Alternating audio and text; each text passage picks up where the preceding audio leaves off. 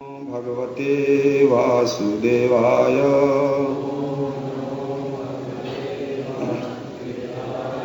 नारायणं नमस्कृत्य नरं चैव नरोत्तमं देवीं सरस्वतीं व्यासं ततो जयम् उदीरयेत् नष्टप्रायेषु अभद्रेषु नित्यं भागवत सेवया भगवते उत्तम श्लोके भक्तिर्भवति नैष्ठिकी। श्रीमद् भागवतम स्कंद 8 अध्याय 4 श्लोक संख्या 5 और 6 बोर्ड पे लिखा हुआ है। गजेन्द्रो भगवत स्पर्शाद विमुक्तो अज्ञान बंधनात् प्राप्तो भगवतो रूपम पीतवासाश्चतुर्भुजः। धन्यवाद। शब्दार्थ अनुवाद और तात्पर्य ऐसी भक्ति वेदांत स्वामी श्री प्रभुपाद जी के द्वारा श्री प्रभुपाद की कृपया मेरे पीछे दोहराइए। गजेंद्र, हाथियों का राजा गजेंद्र, भगवत स्पर्शात्, भगवान के हाथों का स्पर्श पाने से, विमुक्तः, तुरंत मुक्त हो गया, अज्ञान बंधनात्, सब प्रकार के अज्ञान से, विशेषतया देहात्म बुद्धि से, प्राप्तः, पाकर, भगवतः, भगवान के, रूपम, वही शारीरिक स्वरूप, पीतवासा, पीले वस्त्र पहने, चतुर्भुजः, तथा 4 भुजाओं वाला, जिनमें वह शंख चक्र गदा तथा कमल लिए था। अनुवाद करके पीछे दोहराया। चूंकि भगवान ने गजेंद्र का अपने कर कमलों से प्रत्यक्ष स्पर्श किया था, अतएव वह समस्त भौतिक अज्ञान तथा बंधन से तुरंत मुक्त हो गया।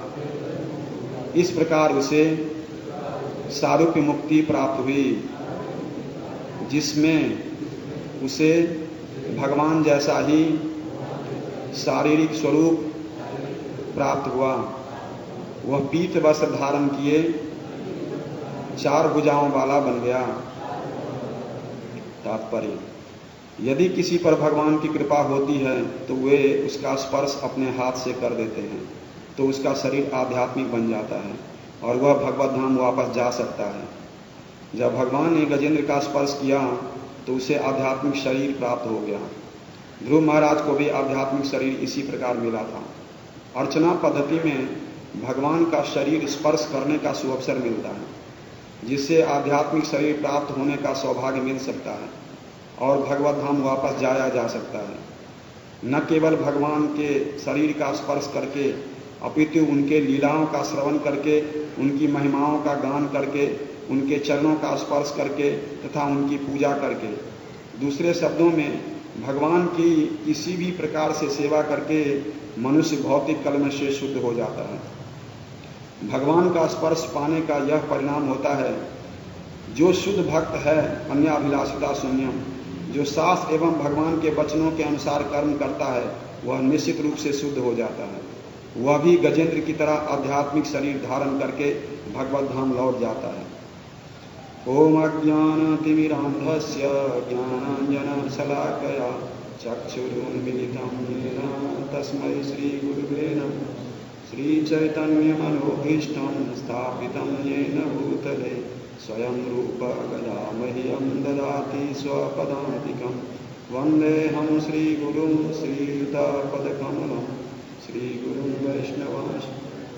श्रीरूपं साग्रजातं सहगण रघुनाथान्वितं तं सजीवं साद्वैतं सावधूतं परिजनसहितं कृष्णचैतन्यदेवं राधा कृष्णपादान् सहगण ललिता श्रीविशाखान्वितांश्च हे कृष्णा करुणा सिंधु दीनबंधो जगत्पते गोपेश गोपिका कांत राधा कांत नमोस्तुते तप्त कांचन गौरांगी राधे वृंदावनेश्वरी वृषभानुसुते देवी प्रणमामि हरिप्रिये वाञ्छाकल्पतरुभ्यश्च कृपा सिन्धुभ्यैव च पतितानां पावनेभ्यो वैष्णवेभ्यो नमो नमः।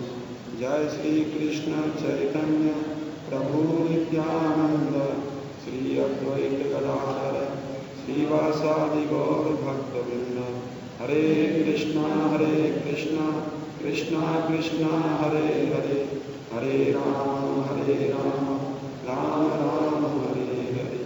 नमो विष्णुपादाय कृष्णप्रेष्ठाय भूतले श्रीमते भक्तिवेदांत स्वामिनिधि नमस्ते सारस्वते देवे गौरवाणी प्रचारिणे निर्विशेष शून्यवादी पाश्चात्य देशतारिणे।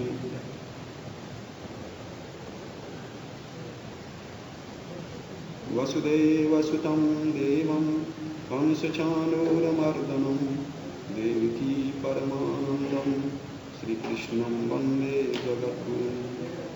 हरे कृष्णा। आप सब बैठे हुए भक्तों का और वैष्णवों का आशीर्वाद याचना करते हुए ये जो प्रसंग है वो श्रीमद् भागवतम का गजेंद्र अपनी प्रार्थना समाप्त कर चुके हैं और भगवान जो है वो प्रकट भी हुए और भगवान ने उनको बचा लिया। तो उसके बाद का ये जो श्लोक है वो सुखदेव गोस्वामी उच्चारण कर रहे हैं और महाराज परीक्षित को इसके बारे में बता रहे हैं कि कैसे भगवान ने उनको बचाने के बाद जो है ये दोनों की अर्थात जो ग्राह था उसका और गजेंद्र दोनों की उन्होंने सुरक्षा की। ग्राह का इस तरह से कि भगवान के दर्शन से जो ग्राह है उसका सारे पाप नष्ट हो गए उसके, क्योंकि दोनों को अलग अलग परिणाम मिला, ग्राह को अलग गजेंद्र को अलग। ऐसा नहीं है कि दोनों को एक जैसा उस पर मिला, भगवान सामने थे परंतु ग्राह को जो ये मैं एक पिछले वाला श्लोक पढ़ना भूल गया, मैं इसका अनुवाद पढ़ देता हूँ। भगवान की अहित की कृपा से अपने पूर्व रूप को पाकर राजा हुहू ने भगवान की प्रदक्षिणा की और उन्हें नमस्कार किया। तब ब्रह्मा इत्यादि समस्त देवताओं की उपस्थिति में वह गंधर्व लोक लौट गया। वह सारे पाप फलों से मुक्त हो चुका था। यह अपने मूल स्थान पर वापस चले गए, अर्थात गंधर्व लोक के थे और गंधर्व लोक वापस चले गए क्योंकि ये समस्त पाप के फलों से मुक्त हो गए थे। परंतु वो उन्हें सारों को मुक्ति मिल गई गजेंद्र को, और वो भगवान उन्हें अपने साथ ही लेके चले गए। अभी आगे इसका वर्णन आएगा। तो मैं यही सोच रहा था अभी इसको तैयारी करते हुए कि कई बार एक्सटर्नली हम देखते हैं कि कितना खराब स्थिति थी जब इनको श्राप मिल गया होगा, गजेंद्र को भी और ग्राह को भी, मतलब हुहू को भी और महाराज इंद्रदुम्न को भी, दोनों को श्राप मिला। एक को हाथी बनने का, एक को ग्राह बनने का। तो कितना भयानक शरीर है, तमोगुण का परिचायक और बहुत भयानक शरीर।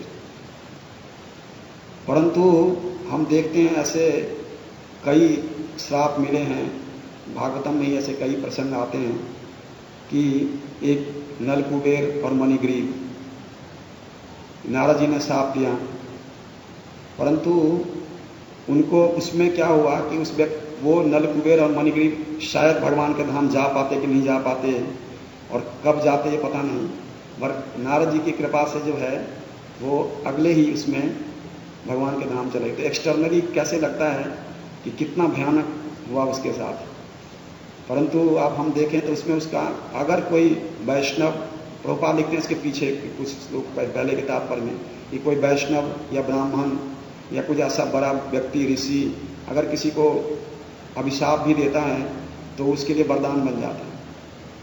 हम देखते हैं जैसे और भी ऐसे बहुत सारे श्राप हैं।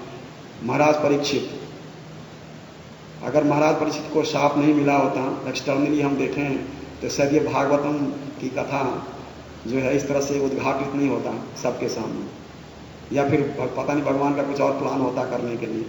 परीक्षित महाराज को शाप मिला, इसीलिए भागवत कथा सामने आ गया।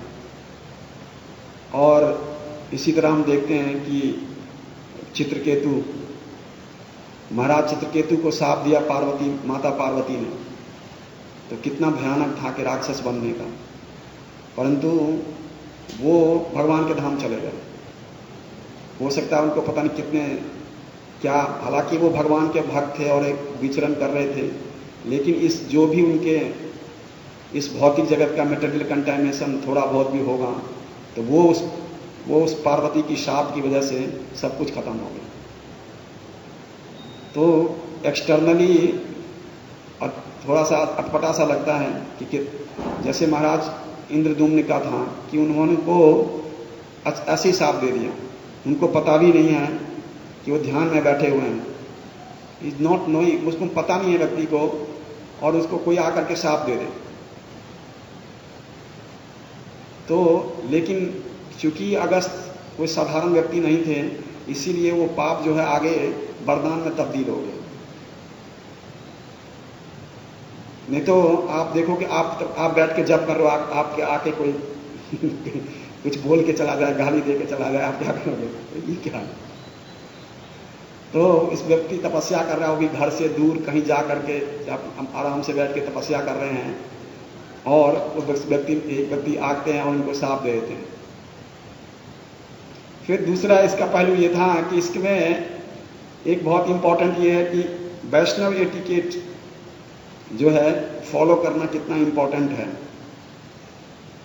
कि अगर जैसे सामिक ऋषि बैठे हुए थे और महाराज परीक्षित ने जाकर के उनके गले में सांप डाल दिया, ये वही महाराज परीक्षित हैं जो 7 दिन 7 रात तक न खाना खाया न पानी पिया, और वही परीक्षित थे जो प्यास की वजह से इतने व्याकुल हो गए कि उन्होंने सर्प को उठाया और सामिक ऋषि के गले में डाल दिया।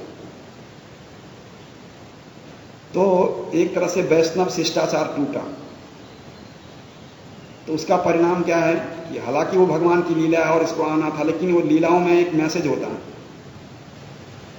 इसी तरह हम देखते हैं इंद्रद्युम्न महाराज के साथ भी यही सेम, बैठे थे तपस्या कर रहे थे, शाप दे दिया अगस्त ऋषि ने, और फिर उसके बाद हम देखते हैं इसमें हालांकि हूहू ने एक अपराध भी किया था, एटिकेट फॉलो ना करके। एक तो वो स्नान कर रहे थे, देवल ऋषि स्नान करने आए तो उनको प्रणाम ना करके बल्कि उनका टांग खींच दिया, मतलब एक एटिकेट का पालन तो नहीं किया, दूसरे अपराध भी कर दिया साथ में। परंतु फिर भी देवल ऋषि के शाप की वजह से इनका उद्धार हो गया, क्योंकि उद्धार ही क्योंकि भगवान का दर्शन प्राप्त हो गया और समस्त पाप के फलों से मुक्त हो गए। तो ये अपने आप में बहुत बड़ी बात है। अब देखिए इसमें फिर हम और भी देखते हैं इंद्र और बृहस्पति को। इंद्र बैठे हुए थे, बृहस्पति आए, उठ के खड़े नहीं हुए, बृहस्पति जी ने शाप दे दिया, एटिकेट को फॉलो नहीं किया। तो वैष्णव सदाचार का पालन करना कितना इंपॉर्टेंट है, और वो राज्य से विहीन हो गए, और राज्य से विहीन हो गए उसके बाद ही ये वामन अवतार और ये सब सारी चीजें हुई हैं, क्योंकि उनको राज्य से विहीन होना पड़ा। ऐसे हम देखते हैं एक रामायण में एक कथा आती है शूद्र के और शिव जी की। शूद्र शिव मंदिर में बैठ करके शिव जी का नाम जप रहा था। अब जब उसके गुरु आए तो उसने उठ के प्रणाम नहीं किया, या अभिवादन भी नहीं किया कि मैं अपने गुरु का अभिवादन भी करूं। तो उसके गुरु ने कुछ नहीं कहा, और शिव जी इस बात को सह नहीं पाए। शिव जी ने श्राप दे दिया कि तू अजगर की भांति बैठा रहा अपने गुरु के आने पर भी, तो जा अजगर बन जा। इस तरह हम देखते हैं रोमहर्षण और बलराम जी के केस में। रोमहर्षण व्यास आसन पर जिसके लिए कथा कर रहे हो, जिसकी कथा कर रहे हो, वो व्यक्ति सामने आया तो उठ के खड़े नहीं हुए। मैं पहली बार प्रसंग पढ़ा था तो मुझे लगा बलराम ने क्यों मार दिया, ये तो व्यक्ति आराम से बैठा है, उसको क्यों मार दिया। फिर बाद में बताते ये व्यक्ति ने बहुत बड़ी चीज को मतलब त्रुटि करी थी। जिस व्यक्ति की कथा हो रही, जिस व्यक्ति की कथा की जा रही है, वो व्यक्ति सामने खड़ा है और व्यक्ति उठ के खड़ा नहीं हो, और ये भी देख रहा कि सारी सभा खड़ी हो गई। चलो ठीक है, आप व्यास आसन पे बैठे हो, तो ये तो सब पता लग ही रहा था कि पूरी सभा खड़ी हो गई, सब के सब खड़े हो गए। तो निश्चित रूप से उन्होंने ये त्रुटि की, तो इसका परिणाम क्या हुआ कि तो हम देखते हैं जहां कहीं भी इस तरह से हालांकि रोमहर्षण जो है वो भी इतिहास में जो है वो उनके सारा जो उनकी शक्ति थी और ज्ञान था बलराम जी ने उनके पुत्र में डाल दिया, और इसीलिए सूत गोस्वामी पुराणों के आचार्य माने जाते हैं, क्योंकि समस्त पुराण की जो कथा है वो सूत गोस्वामी ही सुनाते हैं, ये नैमिषारण्य में जो है सोनकादि ऋषियों को।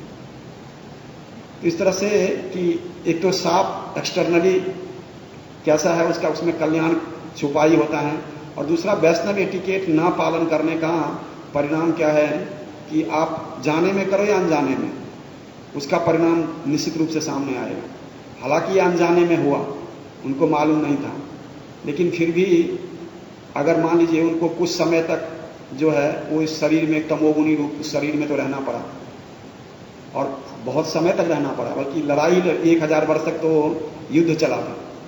1000 वर्ष का मतलब है ह्यूमन कैलकुलेशन के हिसाब से 36,000 वर्ष, ये तो देवताओं का 1000 वर्ष युद्ध चला था, ह्यूमन कैलकुलेशन नहीं, ह्यूमन कैलकुलेशन मतलब 36,000 वर्ष। तो इतने समय तक लंबा युद्ध चला था, क्योंकि गजेंद्र को विश्वास था अपनी शक्ति पर। वो व्यक्ति को जब तक अपनी शक्ति पर विश्वास होता है तब तक भगवान नहीं आते, ठीक है कर ले।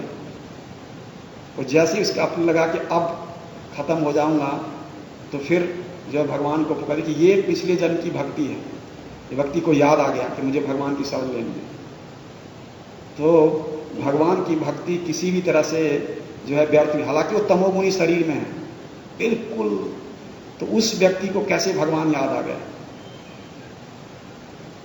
क्योंकि ये शक्ति उन्हें भगवान से प्राप्त हुआ होगा कि भगवान ने वो याद दिलाया होगा, क्योंकि तमोगुनी व्यक्ति को भगवान के बारे में एकदम से याद आ जाना। हम इस भौतिक जगत में रहते हैं, रजोगुण तमोगुण और सतोगुण में भी हैं कुछ, तो हमें भगवान के जब हम मटेरियल बाहर काम करने जाते हैं या चीज़ों में संलग्न रहते हैं अपने बिजनेस में, तो एक बार भी भगवान याद नहीं आते। परंतु आप देखिए कि उस शरीर में रहते हुए उनको भगवान याद है, कि ये भी भगवान की अहित की कृपा है। और इसमें प्रभुपाद बता रहे हैं पहले इस सेक्शन में कि भगवान किस तरह से जो है वो कृपा करते हैं, फेवर करते हैं अपने भक्तों को। हम देखते हैं कई सारे इसके बारे में कथा है कि भगवान जो है वो किस तरह से अपने भक्तों का फेवर करते हैं। तो इसी तरह से प्रभुपाद बता रहे हैं इसमें कि भगवान ने जब उसको स्पर्श किया, तो स्पर्श करने से क्या हुआ कि वो व्यक्ति का शरीर आध्यात्मिक हो गया। भगवान ने ग्राह को स्पर्श नहीं किया, खाली सुदर्शन चक्र चलाया, और बर्तु हाथी को उन्होंने स्पर्श किया, तो स्पर्श करते ही आध्यात्मिक शरीर भी मिल गया और सारूप्य मुक्ति भी मिल गई। श्री श्री राधा राधिका रमण भगवान की, श्री श्री कृष्ण बलराम की, श्री श्री जगन्नाथ बलदेव सुभद्रा महारानी की।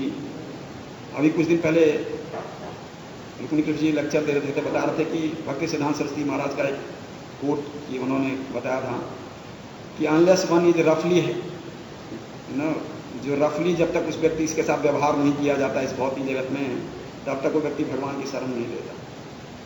जब इसको बहुत रफली भौतिक जगत व्यवहार करता है तो वो भगवान की शरण में आ जाता है। अगर उसमें पायस मतलब सतोगुण है और पायस वो है, तो निश्चित रूप से वो भगवान की शरण में आ जाएगा। कि बिल्कुल तमोगुनी और रजोगुनी व्यक्ति है तो हो सकता है रिवोल्ट कर दे, अदरवाइज जो व्यक्ति जो है वो भगवान की शरण में आ जाता है। हम देखते हैं इसमें भी इनके साथ ऐसा व्यवहार हुआ, परंतु पिछले जन्म के भक्त होने की वजह से क्या है, वो सीधे कहाँ गए, भगवान की शरण ली उन्होंने कि भगवान। और सबसे बड़ी इसी में प्रसंग में आता है कि इसमें वो हर देवता उनकी मदद करना चाह रहा था, हर देवता चाह रहे थे कि मैं उनकी मदद कर दूं अगर मुझे पुकारे तो, पर उन्होंने किसी को नहीं पुकारा। किसको पुकारा, केवल भगवान को। ये भी बहुत बड़ी बात है कि उन्होंने किसी और को सहायता के लिए पुकारा नहीं, और भगवान को ही केवल पुकारा सहायता के लिए। तो भगवान इस तरह से हम देखते हैं कि अपने भक्तों को, वो चाहे कोई भी हो, किसी भी परिस्थिति में क्यों न हो, अगर उनका भक्त है और किसी वजह से किसी ऐसी परिस्थिति में चला गया है तो उसका उद्धार कर देते हैं। और हम लोग तो भक्ति करते हैं, प्रॉपर तरीके से करने का प्रयास कर रहे हैं, चाहे उसमें बहुत सारी त्रुटियां हैं, तो हमारा उद्धार क्यों नहीं करेंगे भगवान? निश्चित रूप से करेंगे। भगवान ने जटायु का उद्धार कर दिया, पक्षी, ये हाथी, बंदर, हनुमान। अब देखो किसको किसके ऊपर कृपा की भगवान ने। सिर्फ इतना नहीं, असुरों के वंश में देखो आप, कितने सारे असुरों का भगवान ने जो है वो उद्धार कर दिया। प्रहलाद, विभीषण, बलि महाराज, बृहस्पर्वा, कितने सारे जो लोग थे सबका उद्धार कर दिया भगवान ने। ये सब असुर थे, सब असुर कुल में उत्पन्न हुए थे। तो लेकिन सबका उद्धार हो गया। तो भगवान किस तरह से अपनी कृपा जो है वो, और सबसे बड़ी बात है कि भगवान का भक्त किसी भी स्थान पर हो सकता है। वो जरूरी नहीं है इस मानव समाज में ही हो, या ये ज़्यादा संभावना रहती है क्योंकि भगवान ने मानव को अपना रूप दिया है कि वो भगवान की भक्ति करके भगवान के पास वापस जाएगा। भगवान ने अपने जैसा बनाया मानव को, अपने जैसा रूप दिया। तो उसके बावजूद भी अगर कोई भगवान की भक्ति में ना जुड़े तो कितने बड़े दुर्भाग्य की बात है। इसी प्रार्थना में जो है गजेंद्र कहते हैं कि जब तक व्यक्ति आपसे जुड़ता नहीं है और अपनी इंद्रियों को नियंत्रित नहीं करता, तब तक उसके लिए आपको समझना बहुत कठिन है। वो कभी आप तक नहीं पहुंच पाएगा, न कभी आपको समझ पाएगा। तो इसमें जो है इस प्रभुपाद इसमें इस परपट में कुछ और चीजें भी बता रहे हैं कि ऐसा नहीं कि केवल भगवान के स्पर्श से हमारा शरीर आध्यात्मिक हो जाता है। भगवान ने जो प्रोसेस दिया है वो भी पूरी तरह से आध्यात्मिक है। तो उस प्रोसेस को भी अगर कोई फॉलो करता है तो वो भी पूरी तरह से आध्यात्मिक बन जाएगा। जैसे एक प्रभुपाद एग्जाम्पल, जैसे अर्चना पद्धति में, जैसे मान लीजिए कोई भगवान की विग्रह की सेवा करता है तो भगवान के शरीर को छूने का मौका मिलता है उसको। तो उसको शरीर के छूने का मौका मिलता है तो वो भी भगवान के धाम जा सकता है, प्रोवाइडेड कि उसकी चेतना इस तरह हो कि वो भगवान के शरीर को जो है उसी दिव्य उसमें जो है उस भाव से उसको छू रहा है और उसी वैसे ही महसूस कर रहा है ये भगवान का शरीर है, मुझे इस तरह से सेवा करनी। तो निश्चित रूप से जो है वो भगवान के धाम चला जाएगा, भगवान के धाम जाने का अधिकारी बन जाता है। क्योंकि प्रभुपाद कह रहे हैं कि अर्चा विग्रह भी भगवान है, जब उनके शरीर को भी कोई शुद्ध करता है, उनके शरीर को हाथ लगाता है तो निश्चित रूप से वो भगवान के धाम जाने का अधिकारी बन जाता है।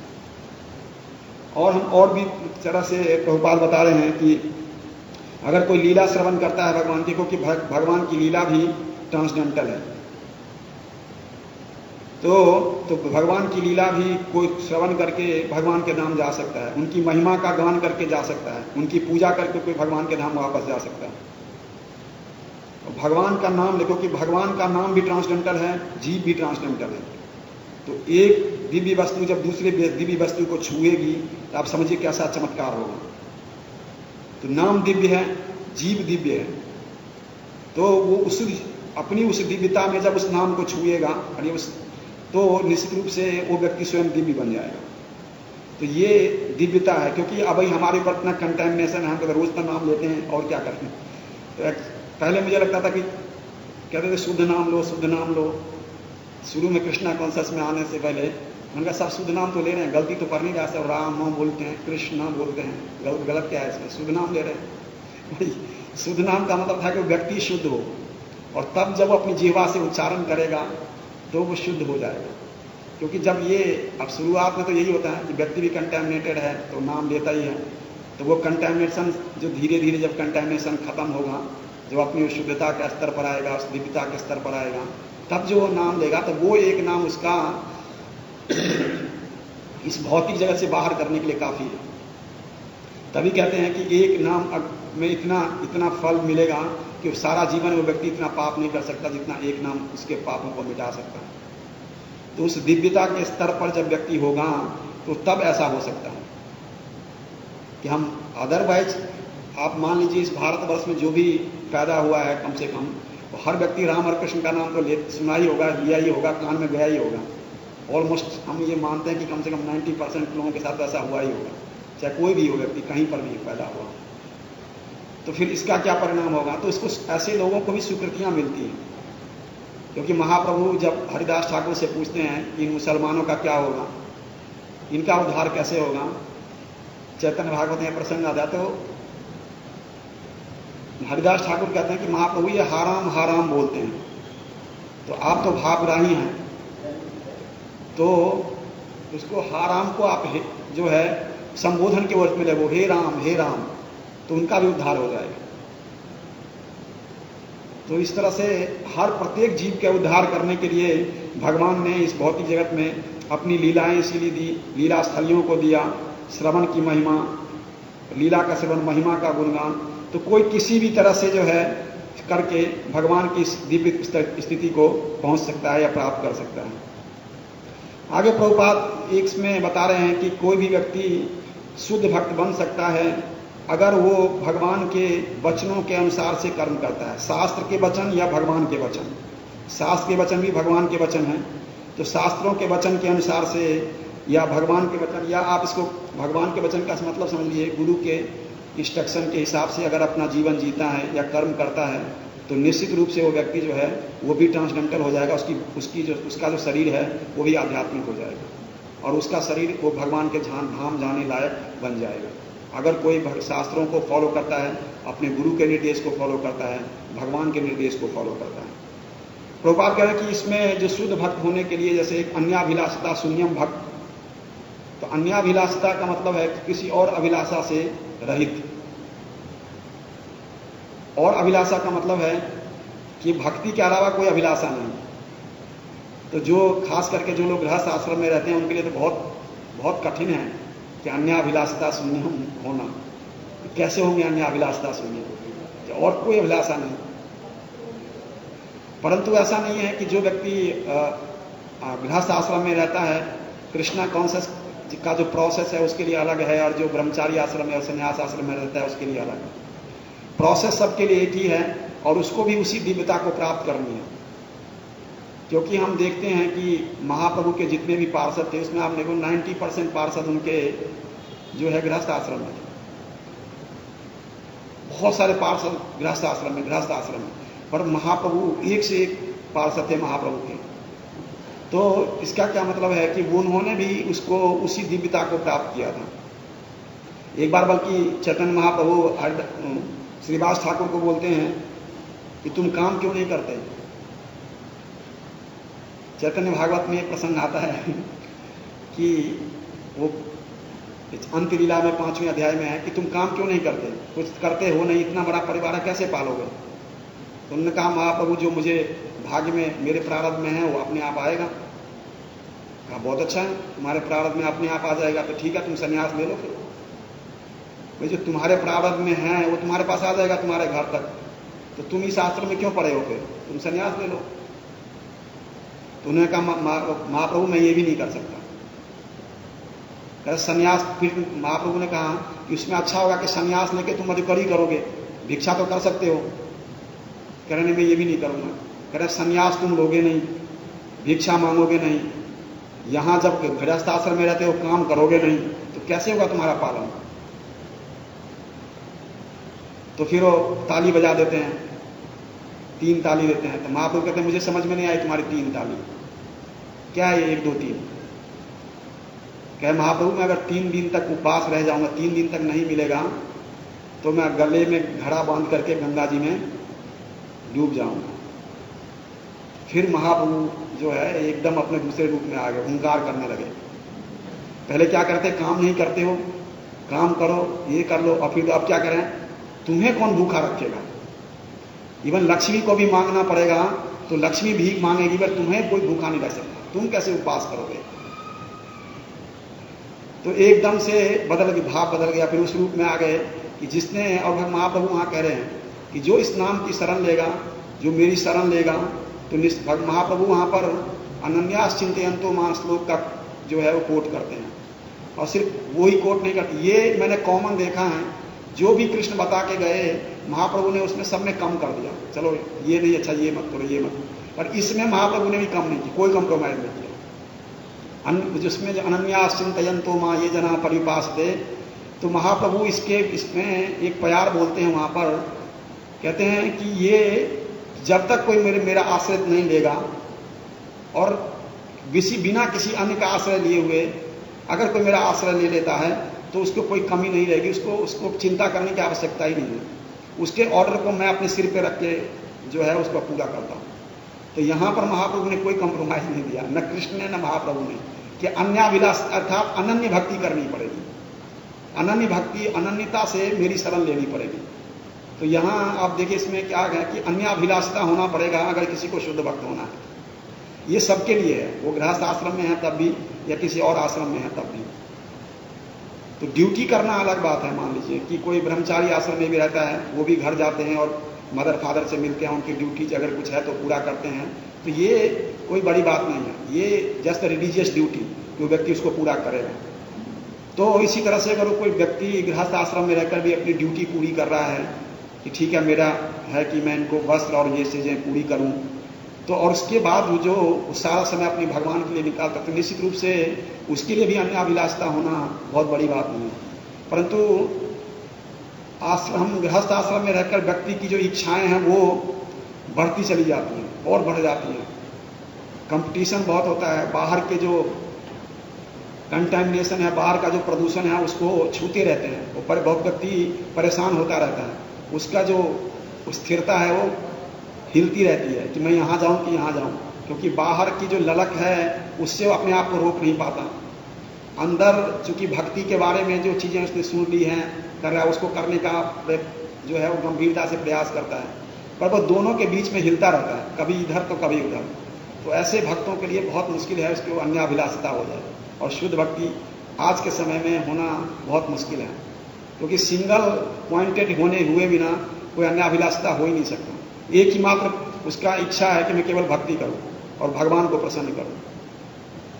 अगर इस तरह की इच्छा किसी में है तो निश्चित रूप से वो व्यक्ति के लिए अन्याभिलाषता हो सकता है। क्योंकि हम देखते हैं कि आप देखोगे कई बार हम देखते हैं कि बड़े बड़े स्तर पर भी किसी के साथ कुछ घटना हो जाती है तो उनका जो है वो अपने वो देह धर्म के उस चीज़ को छोड़ नहीं पाते। हम बड़े बड़े स्तर पर देखते हैं इन चीज़ों को कि वो उसके लिए शरीर से संबंधित वस्तुओं के लिए या शरीर से संबंधित व्यक्तियों के लिए जो है बहुत परेशान होते हैं, बहुत रोते हैं, बहुत शोक प्रकट करते हैं।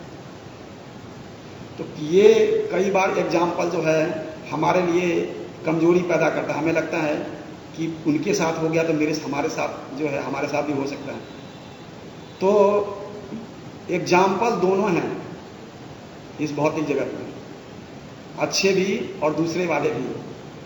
तो अब आपके ऊपर डिपेंड करता है कि आपने कौन से एग्जाम्पल को परस्यू करना है और किस एग्जाम्पल को लेकर के आपने आगे चलना है। कि हमारे सामने दोनों ही एग्जाम्पल हैं हर तरह की। मान लीजिए किसी के सामने बहुत शोक आया, कुछ भक्त के सामने बड़ी संकट आया, कुछ भी आया तो या भक्ति छूट गई या हट गया या कुछ प्रॉब्लम हो गई। और हम कई बार देखते हैं कि भक्त के सामने बहुत से बड़ी चुनौती भी आती है, उसको कोई फर्क नहीं पड़ता। तो दोनों तरह के भक्त उपलब्ध हैं और दोनों तरह के हैं।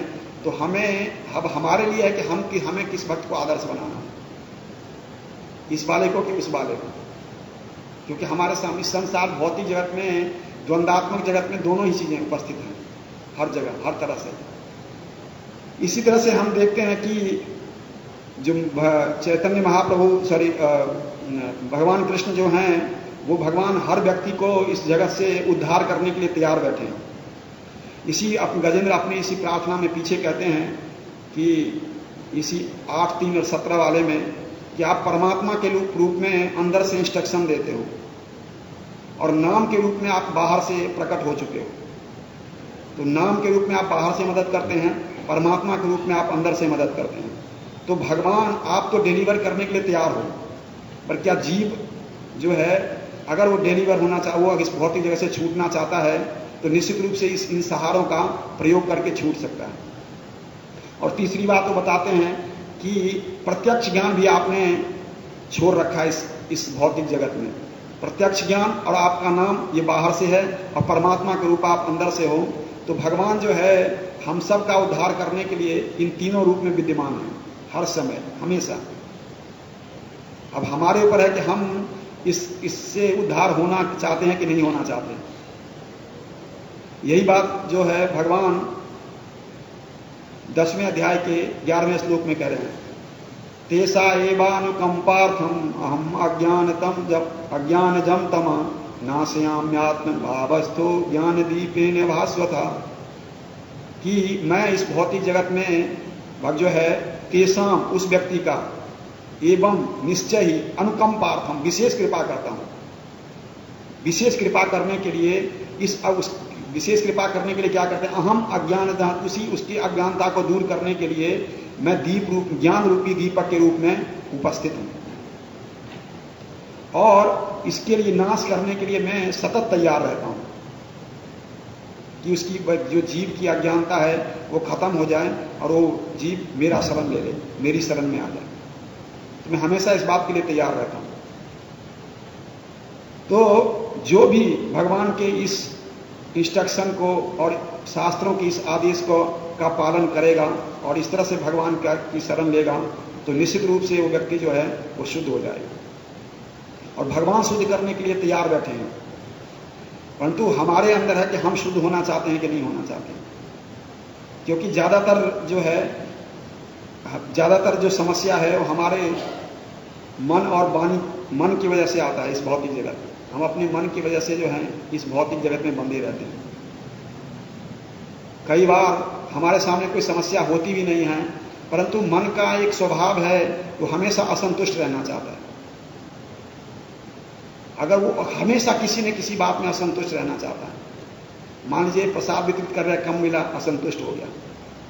हम कुछ भी कर रहे हैं, किसी भक्त ने कुछ बोल दिया, उसको वैसा बोला, मेरे को ऐसा नहीं बोला, असंतुष्ट हो गया। तो ये जो मन का स्वभाव है असंतुष्ट रहना, तो किसी न किसी जो रूप में वो असंतुष्ट रहना चाहता है हमेशा। इसीलिए उस मन को ऊपर खींचने के लिए इस ज्ञान रूपी दीपक की बहुत आवश्यकता है। और अगर वो ज्ञान, अगर हमें भगवान वो दीपक लेके तैयार बैठे, तो निश्चित रूप से भगवान जो इस प्रोसेस से जुड़ेगा, इस इंस्ट्रक्शन को फॉलो करेगा, भगवान की ग्लोरिफिकेशन करेगा, जहां पर जैसे भी उसको मौका मिलता है सेवा करने का, सेवा करेगा, तो निश्चित रूप से वो व्यक्ति शुद्ध हो जाएगा और भगवान की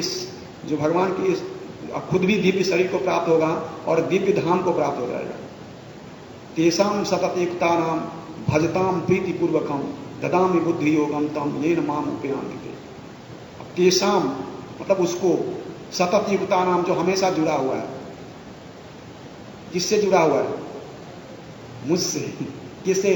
भजताम नाम के जप के रूप में, भजताम प्रीतिपूर्वकम, प्रीतिपूर्वक भजन करता है। ददामी देता हूं, अहम मैं बुद्धि योगम बुद्धि देता हूं, तम उससे मां मुझको उपयांत के प्राप्त कर लेता है। कि ऐसे व्यक्ति जो कंटिन्यूअसली लगातार मेरे से जुड़ा हुआ है, नाम के रूप में, नाम के माध्यम से मेरे से जुड़ा हुआ है, सतत युक्त है, ऐसे जुड़े हुए भक्त को मैं ज्ञान देता हूं। कैसे निकालेंगे भगवान? तो सबको आके बॉडी टच नहीं करेंगे, टच कर दिया आपको बॉडी मिल गई। ये भगवान की कथा, भगवान के इंस्ट्रक्शन, भगवान का ग्लोरिफिकेशन, भगवान का नाम, ये सब वही चीजें हैं जिससे भी हम ट्रांसडेंटल बॉडी प्राप्त कर सकते हैं। और इस तरह भगवान हमें यहां से निकाल दें। ध्रुव महाराज को देखिए, भगवान ध्रुव महाराज खड़े हो गए, उनको प्रार्थना तो आती नहीं थी, छोटे बच्चे थे, हाथ जोड़ के खड़े हो गए। भगवान ने जब दर्शन दिया तो भगवान ने छू दिया शरीर से और बिल्कुल शुद्ध। और वो जिस भाव के लिए आए थे, जिस चीज को मांगने आए थे, वो चीज भूल गए मांगा नहीं, मुझे नहीं चाहिए। स्थानाभिलाषी तपसी स्थितोहम त्वां प्राप्त देव मुनीन्द्र गुह्यम कांचन विचिन्वन्नपि मागधेयम स्वामी कृतार्थोस्मि वरम न याचे। कि मैं तो कांच के टुकड़े के लिए आपकी भक्ति कर रहा था। स्थान का अभिलाषी था मैं, स्थानाभिलाषी तपसी स्थित हूं, मैं स्थान की अभिलाषा में आपकी तपस्या करने आया था। त्वाम प्राप्तवान देव मुनीन्द्र गुह्यम, आपको तो बड़े बड़े मुनि ऋषि और देवता बड़ी मुश्किल से प्राप्त कर पाते हैं। मैं तो जो है वो कांच के टुकड़े के लिए जो है एक हीरे के सामने, मतलब हीरे जहां मिल रहा था मैं कांच का टुकड़ा मांग रहा था आपसे। स्वामी कृतार्थ हो उसमें वरम न याचे, हे भगवान मैं तो कृतार्थ हो गया, मुझे कोई किसी वरदान की आवश्यकता नहीं। परंतु फिर भी भगवान ने दिया, क्योंकि भाव या इस भाव को लेकर आए थे। भगवान जो है उसको उन्होंने कहा नहीं, आपको ये तो लेना पड़ेगा। और भगवान ने उनको जो है वो राजी करने के लिए दिया। तो भगवान के माध्यम से हम जो कुछ भी चाहते हैं, चाहे वो भौतिक है, आध्यात्मिक है, और हम उस चीज को निकाल नहीं, मान लीजिए किसी की भौतिक इच्छा बहुत बलवती है किसी चीज को प्राप्त करने की और उसको निकाल नहीं पा रहा है, परंतु अगर दृढ़ता से भक्ति कर रहा है तो निश्चित रूप से भगवान उसको पूरा कर देंगे। कोई बड़ी बात नहीं है भगवान के लिए। अकामा सर्व काम हुआ मोक्ष कामा उदारधि तीव्रेन भक्ति योगी न ये पुरुषम पद, कि हमें जो है अकामा सर्व काम, या तो कामना है तब भी, नहीं है तब भी, बट उसमें करना क्या पड़ेगा, तीव्रता से भक्ति करनी पड़ेगी। जब तीव्रता से भक्ति करेंगे तो हमारी कोई भी कामना शेष नहीं रहेगा, वो आध्यात्मिक है तब भी, अगर कोई भौतिक है तब भी, तो निश्चित रूप से उस सारी कामनाओं को भगवान पूरा कर देंगे। तो हम देखते हैं कि इसमें जाने अनजाने में ही सही, अगर उनको साप मिला और लेकिन उनका उद्धार हो गया, इसी तरह से भगवान किस तरह से अपने भक्तों का किसी दूसरे योनि में भी चले जाएं, किसी भी योनि को क्यों न प्राप्त कर ले, उद्धार करने के लिए हमेशा तैयार बैठे रहते हैं। और एक तीसरा पॉइंट इसमें कि किसी भी तरह से हम भगवान की इस दिव्यता को प्राप्त, भगवान ने जो दिव्यता यहाँ प्रदान की है, जो दिव्यता उन्होंने गजेंद्र को दिया है, उस दिव्यता के अधिकारी हम सब भी हैं, हम सब भी उसको प्राप्त कर सकते हैं अगर हम इस प्रोसेस को फॉलो करें ठीक से। हरे कृष्ण। श्री प्रभुपाद की, अनंत कोटि वैष्णव वृंद की, निताय गौर प्रेमानंद। किसी का कोई प्रश्न या टिप्पणी? हरे कृष्ण। श्रीमद् भागवत महापुराण की